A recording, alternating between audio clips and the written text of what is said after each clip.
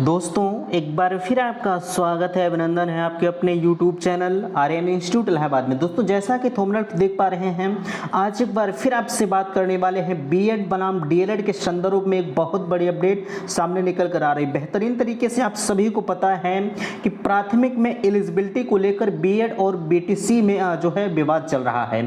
ठीक है, कहीं ना कहीं अगर देखा जाए बीएड चाह रहा है कि हम प्राथमिक में एलिजिबल हों और डीएलएड चाह रहा है कि हम प्राथमिक में एलिजिबल। वर्तमान समय की अगर हम बात करें तो बीएड भी प्राथमिक में एलिजिबल है और डीएलएड तो मान लीजिए पहले से है ही। ठीक है, तो उसी के संदर्भ में आज एक बहुत बड़ी अपडेट निकल कर आ रही है।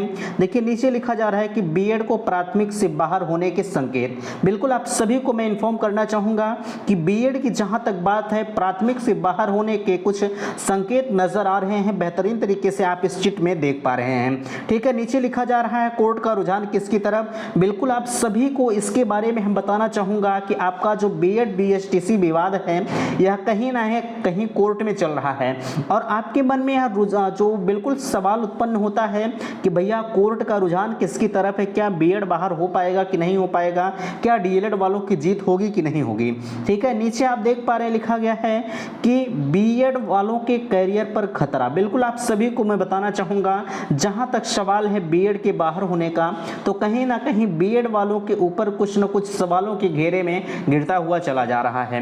नीचे आप देख पा रहे हैं डीएलएड अभ्यर्थियों के लिए खुशखबरी। बिल्कुल अगर मैं आपसे कहूं कि डीएलएड वालों की बात जहां तक है, आप सभी को पता है अगर हम प्राइमरी में एलिजिबिलिटी की बात करें तो डीएलएड का जहां तक सवाल है वह पहले से प्राइमरी में एलिजिबल था और अब वर्तमान समय में जहां तक बात है कि वो हमेशा प्राइमरी में कायम रहेगा। लेकिन बीएड की जहां तक हम बात करें, बीएड आप सभी को पता है आपके यहाँ 2012 के आसपास में एक 72,825 पोस्ट पर प्राथमिक में भर्ती आई थी। उसी के संदर्भ में ठीक है, इस 72,000 में जब से बीएड को शामिल कर लिया गया है तब से बीएड प्राइमरी में हमेशा कायम रहा है।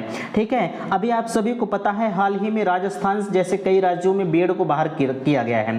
तो इसी को लेकर अभ्यर्थी डीएलएड वाले जो हैं वो कोर्ट में पड़े हुए हैं कि अगर अन्य राज्यों से बीएड बाहर हो सकता है तो डीएलएड का जो स्टूडेंट है वो क्यों नहीं बाहर हो सकता। देखिए मैं आप सभी से कहना चाहूंगा, हम ना बीएड की तरफ से बात कर रहे हैं और ना ही हम डीएलएड की तरफ से बात कर रहे हैं। जो सच्चाई है उस सच्चाई से आप पहले रूबरू होइए। ठीक है, नीचे आप देख पा रहे हैं कई तरह के सवाल उठते हैं, क्या न्यू शिक्षक भर्ती से बाहर हो जाएगा बीएड। तो बेहतरीन तरीके से सभी मुद्दों पर मैं आपसे बात करूंगा। वीडियो शुरू करने से पहले एक निवेदन मैं आपसे करना चाहूंगा कि अगर आप चैनल पर पहली बार विजिट कर रहे हैं तो प्लीज चैनल को सब्सक्राइब कीजिएगा, क्योंकि शिक्षा से जुड़ी हर अपडेट्स मेरे चैनल के माध्यम से सबसे पहले प्रोवाइड की जाती है। तो चलिए हम आपको इस अपडेट से रूबरू कराने का प्रयास कर रहे हैं। देखिए सबसे ऊपर आप देख पा रहे हैं लिखा गया है बीएड बीएसटीसी विवाद पर कोर्ट का अहम फैसला, बीएड के बाहर होने के संकेत। इसके अंतर्गत आप देखेंगे इसमें कहा जा रहा है कि राजस्थान हाईकोर्ट ने दिया था यह फैसला। दरअसल बीते नवंबर में राजस्थान हाईकोर्ट के मुख्य पीठ जोधपुर से अपने अहम फैसले में रीट लेवल 1 में केवल बीएसटीसी डिग्री धारकों को योग्य माना था। हाईकोर्ट ने इस मामले में बीएड डिग्रीधारी कैंडिडेट्स को रीट लेवल 1 के लिए अयोग्य ठहरा दिया था। इसी के साथ उनका परीक्षा परिणाम निरस्त करने के भी आदेश दिए गए थे। हाईकोर्ट के इस फैसले में बीएसटीसी धारकों को बड़ी राहत मिली थी।